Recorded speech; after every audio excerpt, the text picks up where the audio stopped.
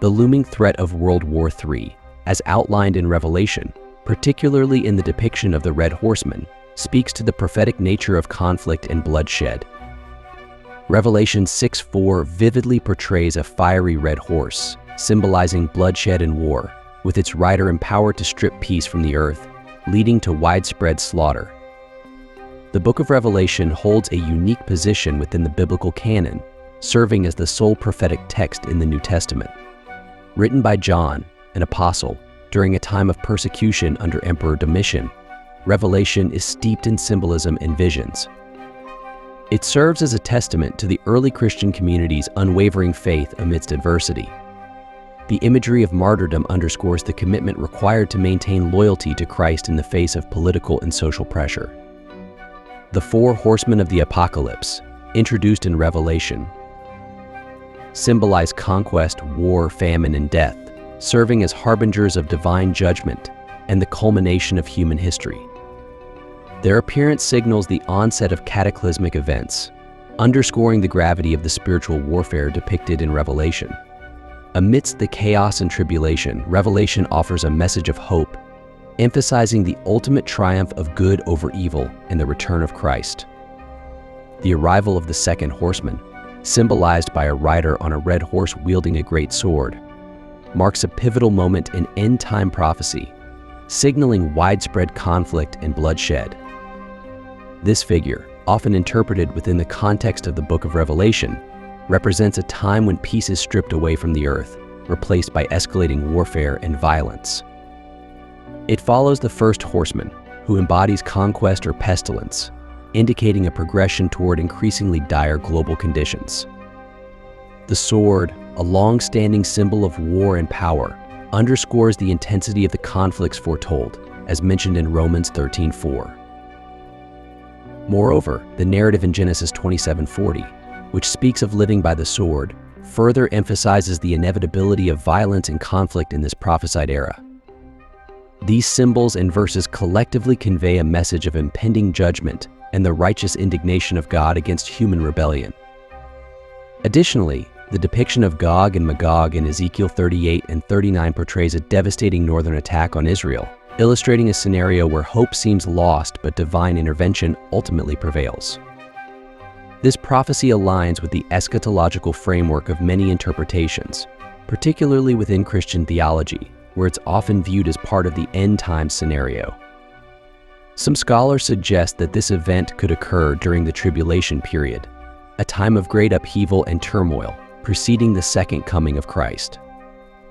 The context of the tribulation includes the rise of the Antichrist, a 7-year peace treaty with Israel, and the reconstruction of the temple.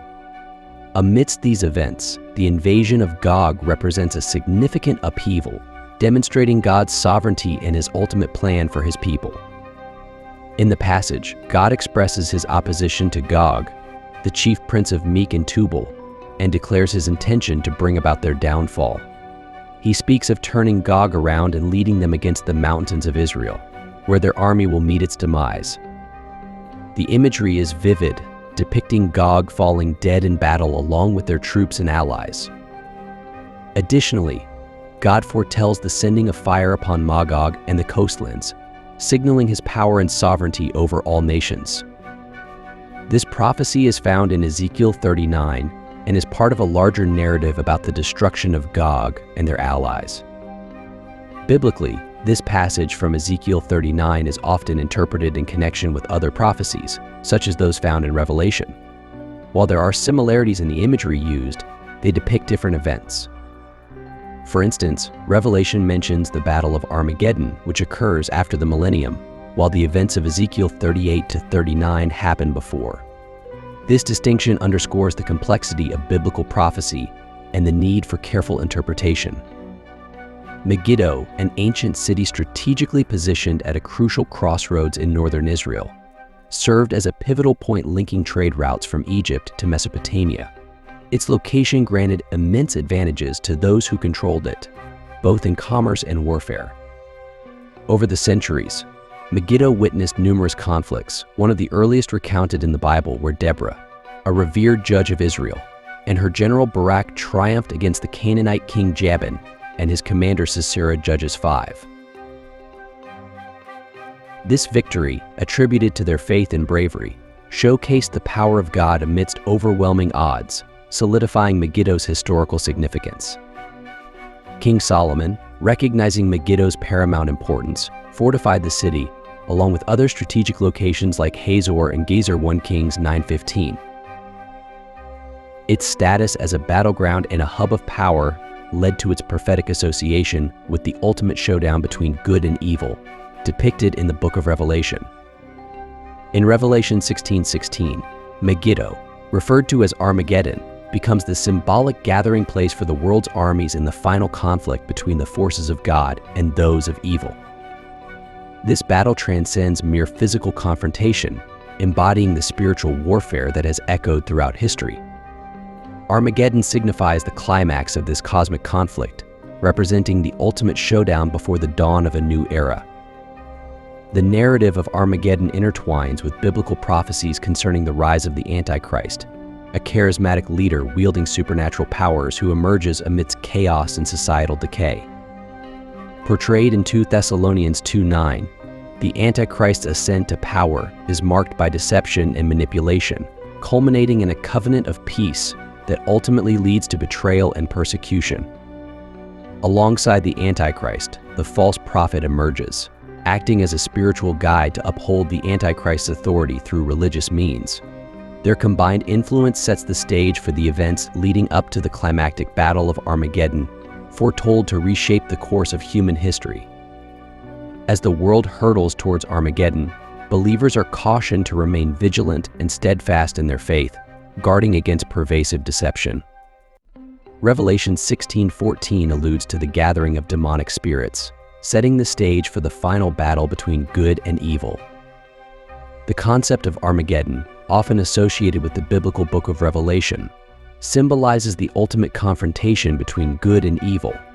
It's portrayed as a cataclysmic event where the forces of darkness gather for a final battle against the forces of God. This imagery is vividly described in Revelation 16:14-16. In Revelation 19:11-21, the scene unfolds with Jesus Christ depicted as a rider on a white horse, leading the armies of heaven against the beast, the false prophet, and their followers.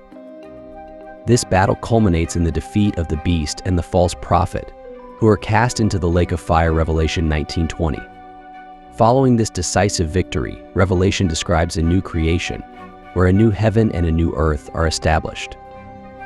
This period, commonly referred to as the millennium, is followed by Satan's brief release and subsequent defeat, paving the way for the final judgment and the emergence of a new creation, Revelation 27:10, Revelation 27, Revelation 21:4. In Matthew 24, Jesus addresses his disciples questions about the signs of the end times and his second coming. He warns them against false messiahs and deceptive signs, emphasizing that his return will be unmistakable, like lightning flashing across the sky. The imagery of vultures gathering around a corpse and the darkening of the sun and moon signify the gravity and cataclysmic nature of the events preceding his coming.